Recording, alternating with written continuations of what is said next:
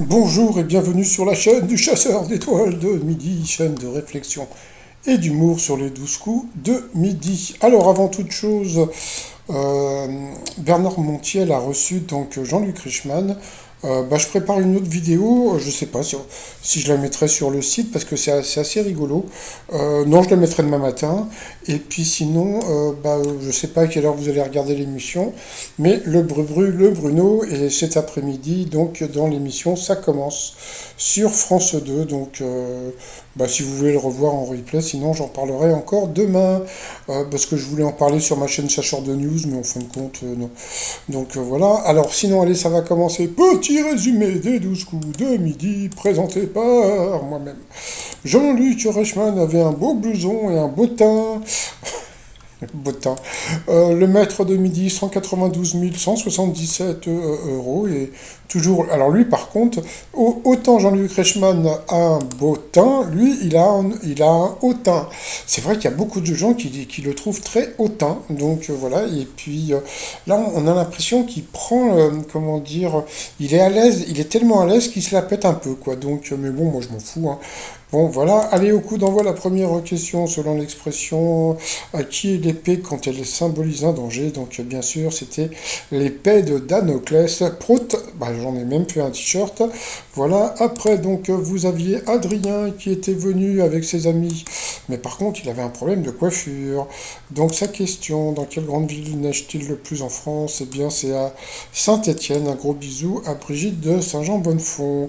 Après, donc, vous aviez Mildred, donc voilà, qui avait un joli suite, qui était venu avec son mari, sa maman et une amie. Donc sa question, quelle originalité du spa ouvert à Strasbourg en décembre dernier fait de lui le premier de ce type en France? Eh bien, il est rempli de bière. Ensuite, vous aviez la très sympathique Perrine dans la demeure, qui était venue avec son conjoint, donc je ne sais même plus son nom, Alexandre. Alors, sa question, qui est à l'origine du fameux la la la la la rajouté au légendaire titre I Will Survive? Donc c'était connu puisque c'était un groupe qui jouait mal. C'était plutôt le Hermès House Band, je sais pas quoi. Mais bon, ça c'était super connu. Ensuite, à l'origine, pour quel jour de la semaine fut créé le burger au poisson de la plus célèbre chaîne de restauration rapide?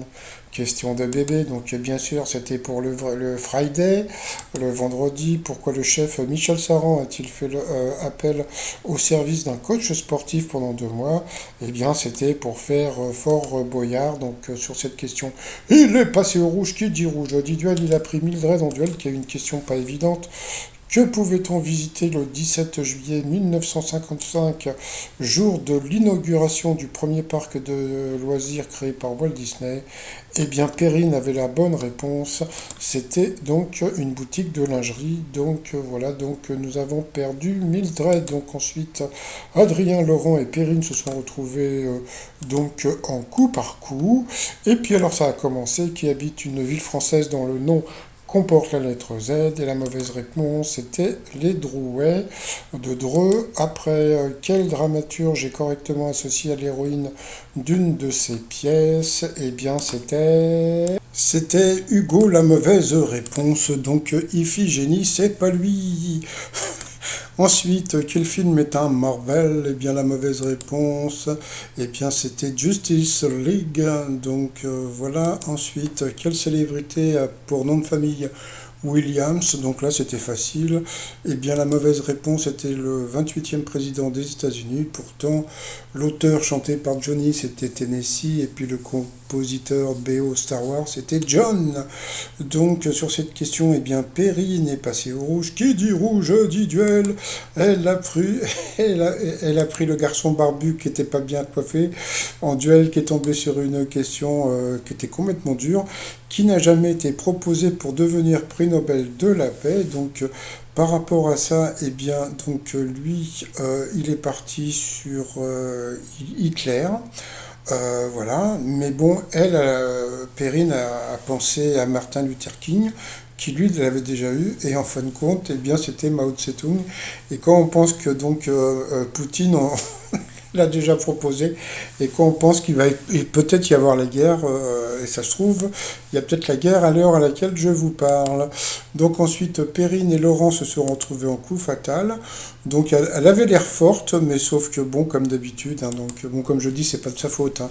Mais bon, elle a eu encore des questions. Bah après, c'est à vous de voir, hein. Après avoir quitté la Juventus, dans quel club de foot Cristiano Ronaldo a-t-il fait son retour? Donc ça c'était Manchester United, ça c'était pour le prof de philo. Quelle couleur applique-t-on sur le bout des ongles quand on fait une French manucure? Donc c'était the white, le blanc. Quel félin? Alors ça me fait rire. Quel félin est l'anagramme de Lino et de Lion, de Loin, pardon. Donc là, le mec, il trouve pas, donc bien sûr, c'était Lion.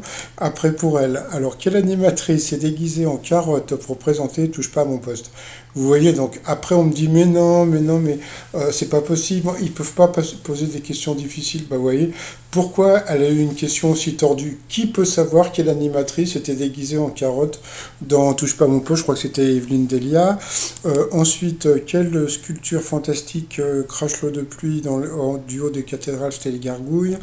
Donc elle n'a pas trouvé. Dans quelle série Nicolette Sheridan incarne-t-elle la blonde croqueuse d'homme dans Eddie C'était dans Desperate Housewives.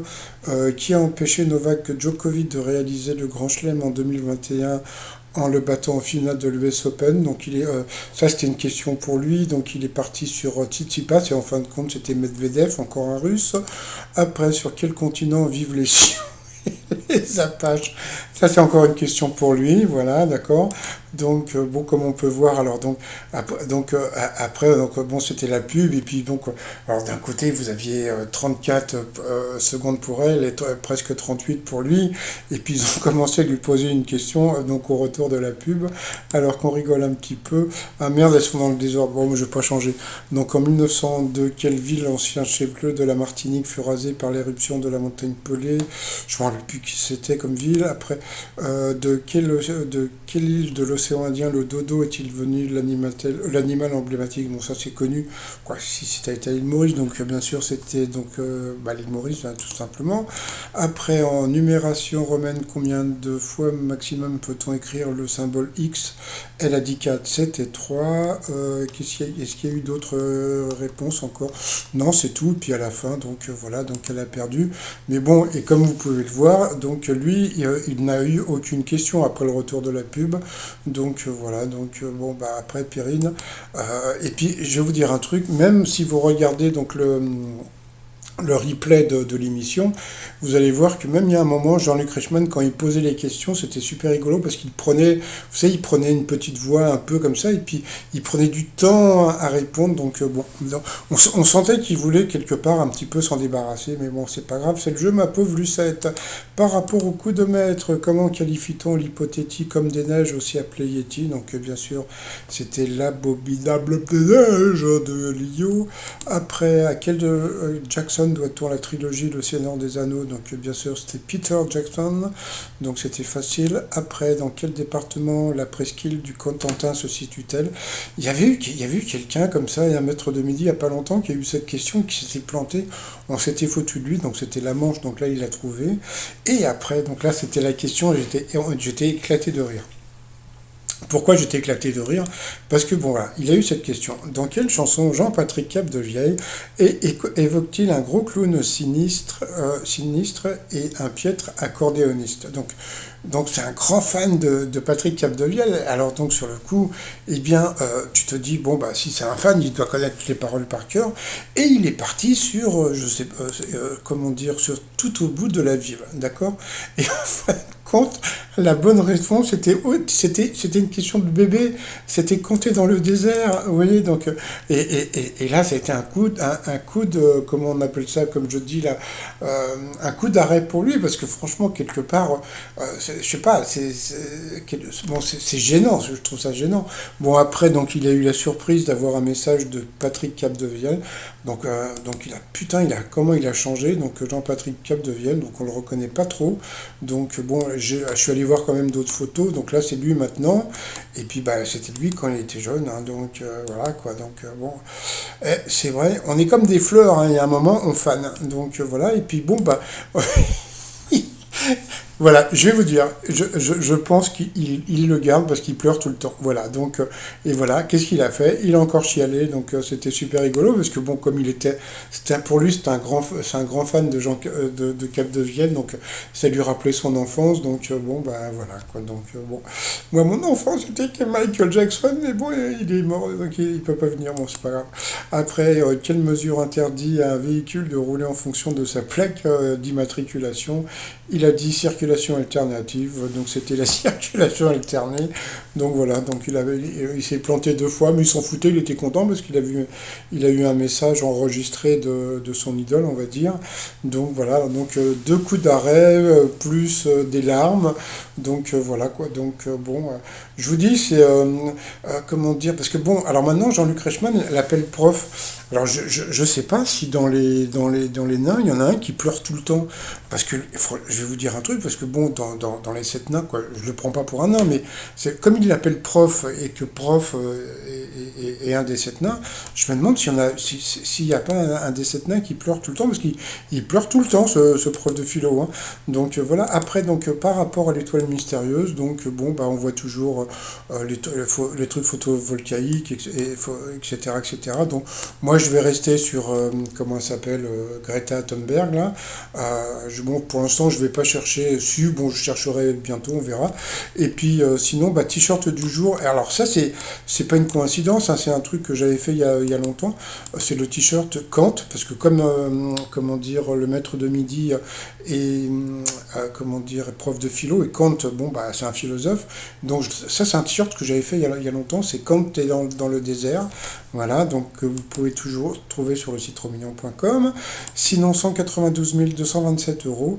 Et alors attendez, alors aujourd'hui, il s'est passé un truc assez extraordinaire, parce que bon, d'accord, il y a eu les larmes du maître de midi, mais il y a eu un autre truc, et ça c'est extraordinaire, et je vous jure que c'est vrai, que le Jean-Luc Reichmann, il a pas prononcé une seule fois, donc aujourd'hui nous sommes le 21-02-2022, Jean-Luc Reichmann n'a pas parlé de Léo Mattei aujourd'hui, et ben voilà, c'est incroyable, hein. Donc voilà, allez, je vous souhaite une bonne journée, et je vous dis à demain, et surtout, portez-vous bien, bye bye.